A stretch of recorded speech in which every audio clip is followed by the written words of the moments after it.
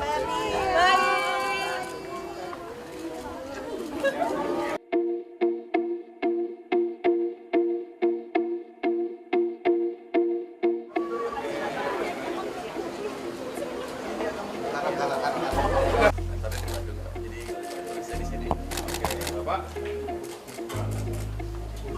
Oh, pengukuran. 12 kalau ya. Nggak ada masalah tapi ya?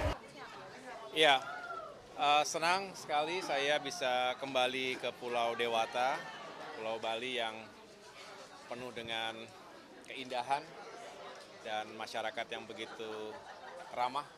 Setiap saat kita senang kembali ke Bali.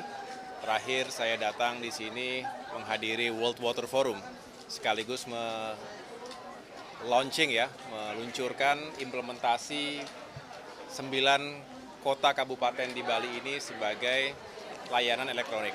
Dan kali ini kami kembali datang dalam rangka menyelenggarakan Reforma Agraria Summit tahun 2024 yang digelar mulai besok tanggal 14 hingga tanggal 15 Juni.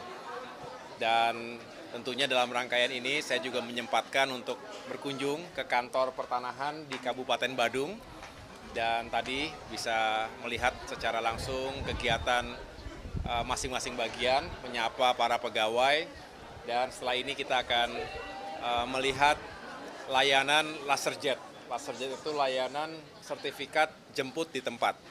Ini merupakan salah satu layanan unggulan yang dilakukan seprovinsi Bali. Ya, ini ada Pak Kakanwil, ada Pak Kakanta yang nanti kita akan lihat bagaimana mobil-mobil elektronik, sertifikat elektronik yang sudah tergelar di kabupaten kota di Bali ini bisa menjangkau masyarakat.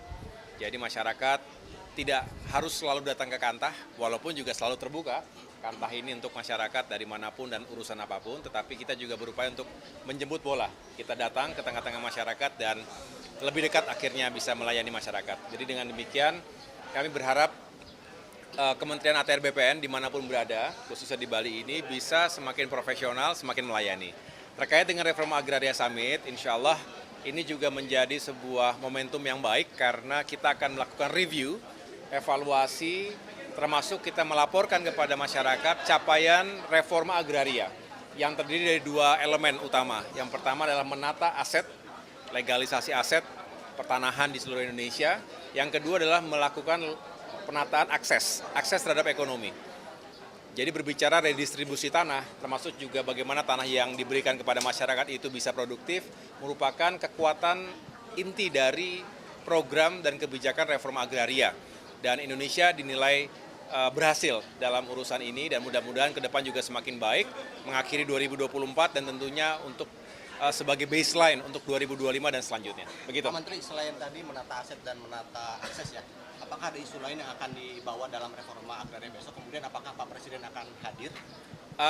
Ya, tentunya ada sejumlah agenda lain yang atau isu yang kita angkat karena bagaimanapun selalu masih ada tantangannya, terutama bagaimana kalau itu merupakan kawasan hutan dan lain sebagainya. Jadi kita selalu mendiskusikan bagaimana kita meminimalisir permasalahan-permasalahan di lapangan, utamanya jika ada overlapping regulation atau regulasi yang tumpang tindih, termasuk juga hambatan dan sumbatan yang terjadi dengan berbagai pihak lainnya di pusat maupun di daerah.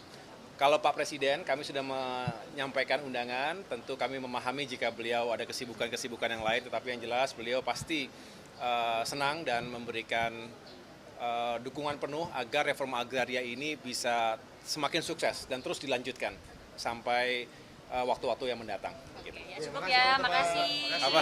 Kantor pertanahan Pak, bagaimana dengan target tahun ini dan realisasinya sejauh ini? Kantor pertanahan kita tahu ada yang sudah bagus, ada yang sudah ideal, walaupun yang sudah bagus dan ideal tersebut juga selalu ada kebutuhan dan tantangannya. Contohnya tadi kita tinjau, itu ruang warkah yang sudah penuh sekali, selalu kekurangan space, karena kita juga sambil melakukan transformasi digital alih media dari sertifikat yang sifatnya fisik menjadi elektronik, itu tetap butuh waktu masa transisi penyimpanan. Ini kan harus aman betul, jangan sampai rusak karena cuaca atau ada kehilangan dan lain sebagainya. Oleh karena itu, kami juga terus mengejar upaya untuk modernisasi dan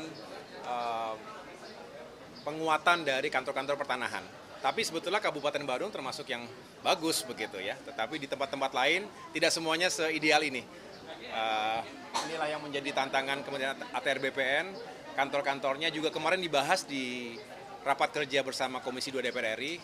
Dari para wakil rakyat juga menyarankan hal yang sama. Mudah-mudahan ke depan kita juga punya anggaran yang memadai untuk bisa melakukan renovasi, perbaikan, dan perluasan dari kantor-kantor Kantah yang kami miliki saat ini. Oke, makasih ya.